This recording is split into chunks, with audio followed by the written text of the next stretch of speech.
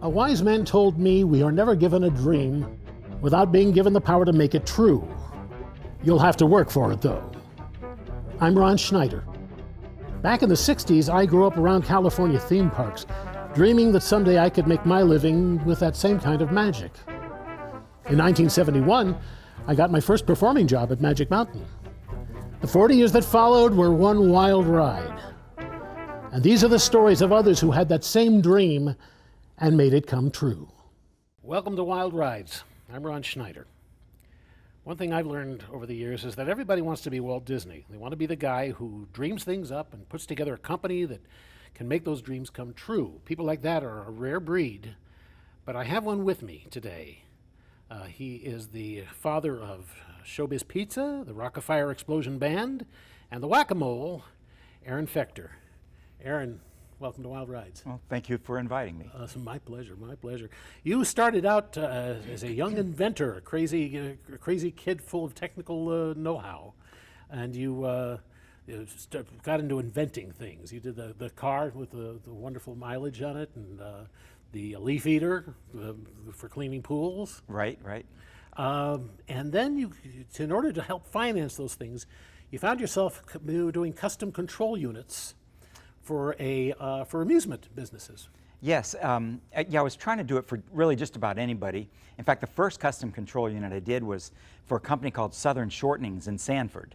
And they mixed up all the oils that went into the different bottles, like Wesson oil and Crisco. Oh, yeah? In huge vats. And they had valves that needed to be turned on and off in different synchronized patterns. And so I just met the guy at Hammond Electronics who owned the place. He was asking, who can make me a control system? And I was standing behind him in line, and I said, sir, I could do that for you. I was like 19 at the time. And he says, oh, you can, that's very nice. I'd like for you to do that. So I got the job and made my first control system, but it was really a joke. In fact, a lot of the early stuff, and even the later stuff, the stuff I do now, is really pretty much a joke. What I do is I kind of rough things up, and then I get really talented people to make them good. You know, like I build something out of cardboard or out of wood, and then mechanics and machinists and welders and people who actually understand physics come in and fix them up for me. And that's why the Rock-afire Explosion was so good, was because really we had such talented people working on it. Everything from the seamstress, the clay, the molding, the art, and the music. It was all done by professionals, really, and I just kind of roughed up the idea and met these people who loved putting their input into it. So you make the leap from technical genius to show producer. How did you get attracted to that particular field? Well, I think I always had a bug to be an entertainer as well as an inventor, because I loved Walt Disney in the entertainment end, and I loved Thomas Edison, the two of them. And I really kind of fancied myself as being a combination between the two and a jack of all trades. So that's really kind of where it came from. So I started studying piano in the 4th grade because I learned that people loved to listen to someone playing piano, and I needed to make friends. So basically, learning to play the piano was my effort to maybe get a little popularity. And I studied piano until my teacher wouldn't stop teaching me classical music. In the 12th grade, I'm like, can I please play rock and roll now? She says, no, you can't. And she'd slap my hand when I started, no, bang, bang, So I said, okay, I got to quit, and I got to go find somebody that'll teach me some rock and roll. And so I started studying, rock and roll, and I loved the Beatles. I grew up with the Beatles. Everything I did in life was guided by the Beatles. If they weren't telling me how to do it, they were telling me what to do. So the Beatles were like, and still are, my mentors in life. So basically, I was driven through entertainment. And even before I knew that I was going to be in Showbiz Pizza Place or building animatronics, even before the Leaf Eater, I was doing a little segment, accidentally did a segment on WDBO radio that's now WFLA on the end of the dial. There was Mike Miller's Nightline in the early 70s. And I called up one night and told him I was the mad scientist. And I had figured out a way to transmit the smell of oranges over the radio waves. And basically what I had was a whole bunch of sound generating stuff, that I could make some noises. And I thought he was going to hang up on me right away, because I was just pranking him. And Mike Miller says, oh, really? The mad scientist, ladies and gentlemen, can transmit the smell of oranges over the radio waves. It must have been a slow night, right? And wow, he's biting. So he says, well, Mr. MS, he called me MS, can you give us a demonstration of your technology? I said, I sure can. In fact, what I'm going to need everybody to do out there is to turn the treble on their radios up full blast, because you're going to need full blast treble to get the smell that I'm going to transmit. I'm going to start with the smell of oranges over the radio waves. And so then I got the sound effects going, you know, and then he let me do this. He let me like put these crazy sound effects across the radio waves. And for a while, and then I said, okay, there you go. Does everybody smell that out there? Next thing you know, all night long, people are calling in and say, yeah, I smelled it. Kind of smelled like tangerines, if you're on my opinion. You know, everybody's going along with it. Next thing you know, I had a gig. I was the mad scientist on WDBO radio for a while. He had me come down and do live performances where I'd play my songs on the piano. He had a piano in the back, so I got to play and sing live. And you know, it was just a short gig, but it was a forerunner. I've never really told this story to too many people, so you're the first one to hear it. But that's sort of what was lying in the background as the whole animatronics thing started up, and I knew I had to be in the studio. I had to work with those great musicians. I knew that's where the fun was. And really, so did everybody else that worked for me. I had 325 employees at my peak, and all of them wanted to get into the studio. All of them played the guitar. They all played the drums. They all sang. They all wrote. Everybody wanted to be in the studio. And I had to weed them out. You know, it was really hard. But that's kind of like, I guess how it all came together and why I ended up jack of all trades, including technology, entertainment, and everything. I just loved it all. Driving home the parallels between you and Mr. Disney. My God, it was because it's all bringing a team together, finding people who can do things you can't do, but you drive them, you inspire them. And you're a perfect example of that. You know, it's funny, bringing a team together. I always thought, you know, that's really what, you know, the only talent I might really have. You know, because the rest of the stuff is not really a talent. You can ask anybody I worked with. Yeah, he can't really sing. Don't tell him I told you. You know, and I can't really play the piano. Don't tell him I told you. You know, he doesn't really write good code. You know, all of that. But I was blessed to be able to bring together a great team. But it's not a unique blessing. I really think that if you have a dream and you can communicate your dream, that people will be attracted to you. And they'll be attracted to your dream, and they'll want to contribute. It's almost like you have to beat them off with a stick, because there's so many people that want to be part of a dream. So it's not really that tricky to do it, but you have to know when God is sending you someone and open your door to them. And they can come in all kinds of different shapes and sizes and talents. And you really have to open your door to a lot of people and, you know, toss out the ones you need to toss out. But you really have to try a lot of people who are telling you that they've been sent to you to help you with your dream. And you'll find them. That's how they come. That's so true, so true. So you put together this team to create the Showbiz pizza shows and to crank them out, which you really got into doing heavily. So because you got artists and sculptors and costumers, and you got the technicians, the writers. Who wrote the shows? I'm interested to know. Well, of course, I had to have my thumb in that. You know, I had to make sure I was in charge of that because I had a vision, but I had some great help. Okay, so there was one gentleman named Bert Wilson, who's also been very popular in Orlando since he worked for me, who was a great co-writer. I always considered Bert, who we called Sal back in those days, to be my co-writer. You know, we were team members. He propped me up. He really taught me to sing. He really, along with Ron Feldman, another teacher of mine. But Bert taught me to sing. He taught me to write shows. He demonstrated it to me in the performances that he and his group did. He had a group called Clutch that put on this great show. And so he demonstrated to me terrific show writing capabilities, and then trusted me to guide his talent, because he was a little unsure. He didn't know what he had. He was like one of those great artistic talents who could just vomit up great stuff. And then I would like sort through the vomit, and I'd say, here, this is good. Here, this is good. This is good. And he'd go, okay. You know, so he would just give me piles of artistic dung, and I would pull from it what we would put into our show. And then I'd throw in a few ideas of my own, and then he would fix it up. And so Sal and I were really the main writers. But then everybody in the studio got to contribute. For example, we took turns producing show tapes. You know, this week it's Rick's show tape.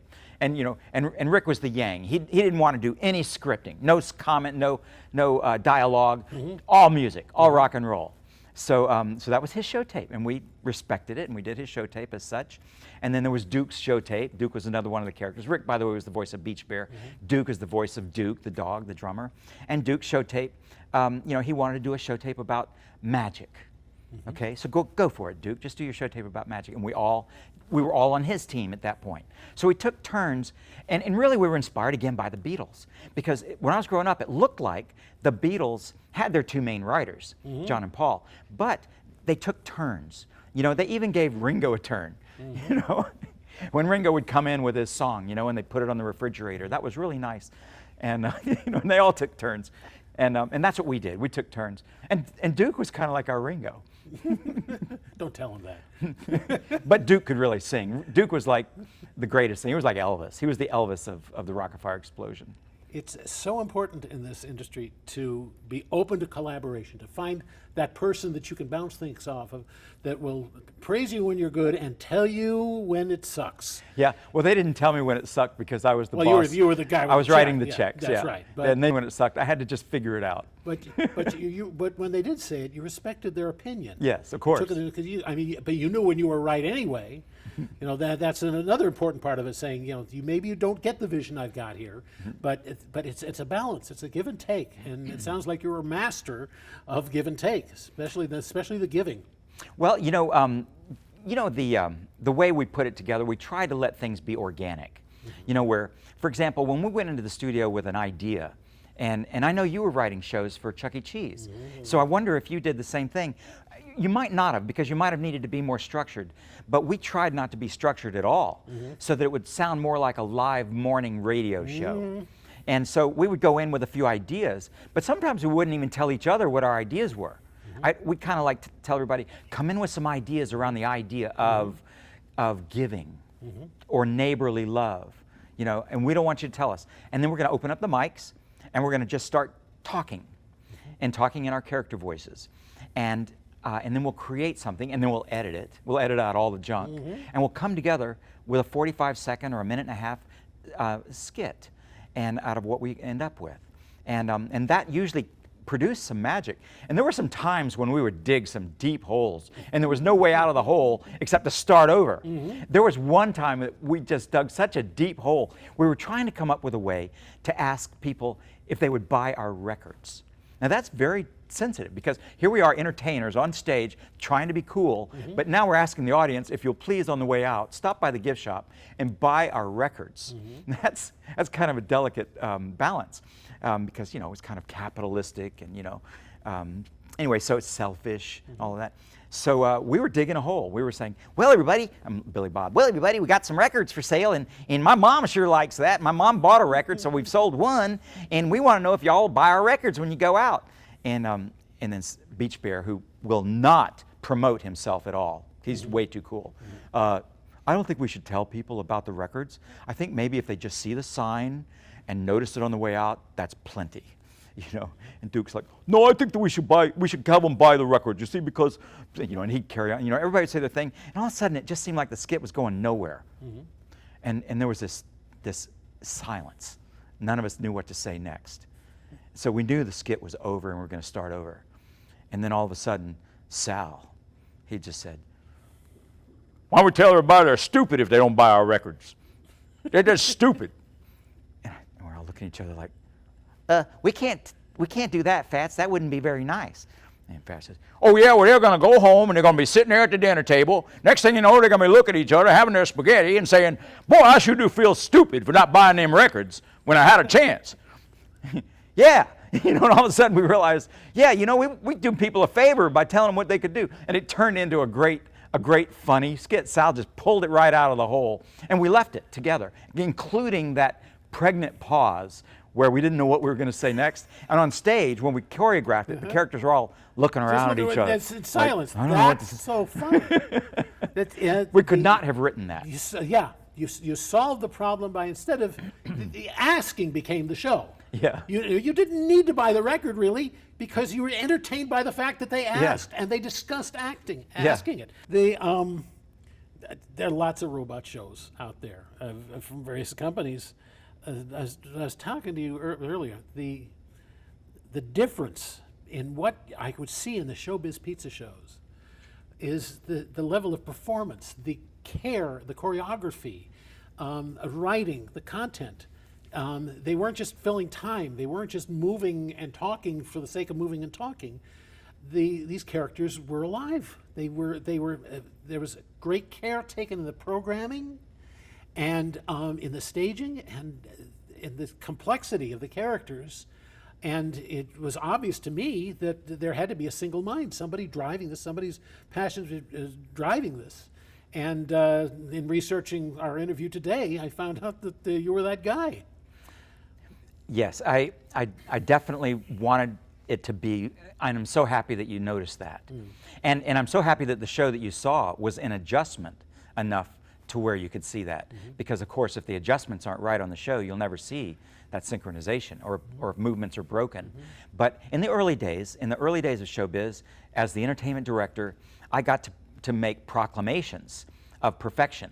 And we got to put together teams that would go out and inspect the shows and send the videos back to me from all over the country to make sure that those shows were operating perfectly and that they were adjusted perfectly. Because if they weren't adjusted perfectly, you're not going to see what we did to them in the studio. You're not going to see that precision choreography.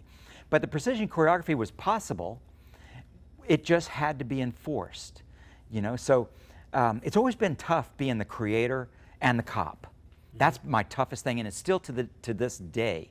It is my toughest problem in life, is that I'm both the creator of the Rock-afire and now the cop, the IP cop, intellectual property. Because I have to stop people from destroying the brand while continuing to be the nice guy who produces new magic to put out on YouTube for people to enjoy. And so I have haters and people who love the work too. And that's been the hardest thing. But back in the good old days, in the early 80s, everybody understood it, and they did their best to keep it all adjusted as long as the money was flowing. But as soon as people started losing money and the restaurant system was losing money, and everybody was pointing fingers at me for not doing enough to bring in people to replace the people that came in last week, they stopped caring. So by the end of the 80s, you would see terribly maintained shows. So, and that was heartbreaking. But after a while, your heart can only break so much. And say by the end of the 90s, after they had replaced all the Rock-afire explosions with Chuck E. Cheese costumes and Chuck E. Cheese show tapes, my heart stopped breaking. It was over. I especially, in the research I did, enjoyed learning about your relationship with the Rock-afire fans. These people who are fanatics, and that's the word, fanatics, not just fans, and the way that you support them emotionally, and feed those fans the information that you have this the YouTube side where you're putting up videos of what you're doing behind the scenes. Yes. And it's wonderful that you're giving that back. And it's really just an extension of your affection for the characters that you've made. Yes, they're drawing me into that. The fans are drawing me into that. I get a lot of very passionate letters, not from people who were kids in the 80s and said that their lives changed. Now that's an accidental side effect. It wasn't like I was out to change anybody's life. But when people are writing me now and saying, "You changed my life. You made me want to perform live."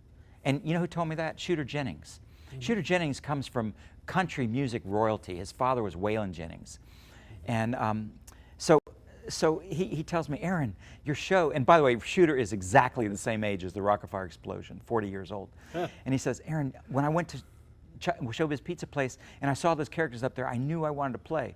I said, "You mean you just being in the same house as your dad didn't make you want to play?" "No, it was the Rock-afire explosion, Aaron." I said, "Okay, thank you." And now we've become great friends, Shooter and I. And then there are other fans, of course, that aren't as well known, who have told me that they are now engineers or artists or musicians because of the Rock-afire explosion.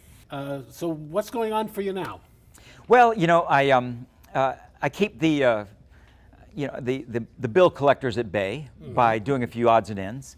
And I continue to invent, and I've got like I told you, I've got some big ideas about the future which may really pay off. And you haven't asked me what they are, but I'll tell you if you want to know. Yeah. Oh, okay, okay. But anyway, but right now, the way I keep the bill collectors at bay is a lot of people are interested in coming to Rock-afire Ground Zero, where I still work, my shop. It's a 37,000 square foot warehouse.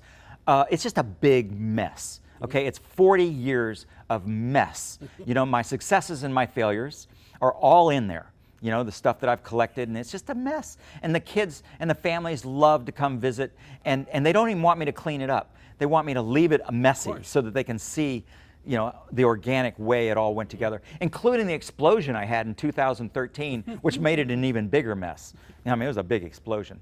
So, so I charge a pretty good price for my tours because I host them personally, and then I enjoy them. You know, I don't give a little half-assed tour. When people come and they visit my shop, they own me for those 3 hours we're together. And man, I want to make sure that the kids who came and wanted to come get their dreams come true. And I want to tell you, that's all I think about the whole time that we're together. I'm making this child's dream come true. And that's what I do. I make the dream come true for 3 hours. And when they leave, I have 100% people telling me that you made our dreams come true. So I'm very proud of the tours. And then I also sell dolls. You know, for some reason or other, it's become a very important part of the small amount of income that I make is the sale of these custom-made dolls of the Rock-afire explosion, Mitzi and Billy Bob and Rolf and Earl. And so I sell the dolls and the tours, and then I do a few other projects like I told you about where I synchronize the characters to perform music shows for the rock and roll bands. So little odds and ends, little you know, pocket money projects that keep the well, basically the bill collectors and the tax collectors at bay while I come up with my big ideas. And I'll tell you where the big idea is. You know, animatronics, it only worked for a little while as a big idea. Showbiz Pizza Place, Chuck E. Cheese, it only worked for a little while for various reasons. And I know why these restaurants don't work. I mean, I help people build lots of them after I finished with Showbiz Pizza Place. These restaurants that have animatronics and pizza and video games do not work. Because, very simply, there's not a lot of business through the week. Very simply. Yeah. The real future of animatronics is as a hobby. Just like when I was a kid, the hobby of trains, HO trains, you know, scaled trains, you know, everybody was doing that, or radio-controlled helicopters and planes, and, you know, little motor cars, various things. In the future, it's building robots. And there's all kinds of robots that'll be in the future of hobbies. But the animatronics itself is one that the kids love because they can put personality and showmanship. It encompasses so much more than just a simple robot. Yeah. But robots are important too. I don't want to ever discourage people from going into robotics as a hobby. But animatronics, which is a different breed of robotics, is very interesting to kids. And I've been helping families to pursue their animatronics hobbies for many years. I'd say 15 years now. And it's on a one-on-one basis with families, and it brings together the father and son, the father and daughter, the mother and son. It's all kinds of relationships that are brought together through this hobby. So I actually do, another one of the things I do to create a little bit of income is I produce Aaron Fechter's Animatronics Experimenters Kit. And I put my name on it so that someday when I retire, when I'm 130, I can sell the name Aaron Fechter to Hasbro. See? And even if they change my kit completely, if they call it Aaron Fechter's Animatronics Experimenters Kit, I may get a check in the mail. So that's where the future of animatronics is. It's in the hobby of animatronics. And it's so wonderful because the kids love it, the parents love it, and it brings families together. It's happening. Some of the kids are on the leading edge of it right now, and they have been for a while. And now as Chuck E. Cheese is closing up shop, and they're throwing away all their animatronics, all these kids are out there dumpster diving, and they're pulling those characters out of the dumpster, and they're working on them, and they're trying to bring them back to life. The robotics is one thing, but to bring the performance aspect into it is what's going to drive it. Is going to get the people who would want to be performers. This is a way they can do it. Yes, and it's bringing, you know, back in the old days, it was hard to get girls into science and math and technology, but it is not hard to get them into animatronics. Girls love animatronics. Sometimes it's the boys that love the valves and the cylinders, and the girls that love the costumes and the writing and the performances, you know, and the design. So there's something for everybody, and I don't care who you are. But there's another really neat thing about animatronics too, and that's their appeal to autistic children. I have found I didn't know anything about autism before the kids started coming to me and the family started coming to me. And then I learned about the scale. And I started becoming close friends with families and children who are on the scale. And there may still be something in my future connected to that. It may be that God has a plan for me that is beyond what I've done, that may have something to do with autism. Yeah, I've got some experience with that myself, and just started learning about it a few years ago. Find it fascinating. I just find it absolutely fascinating. One of the things in my life, I've had a lot of 40 years of performing in theme parks.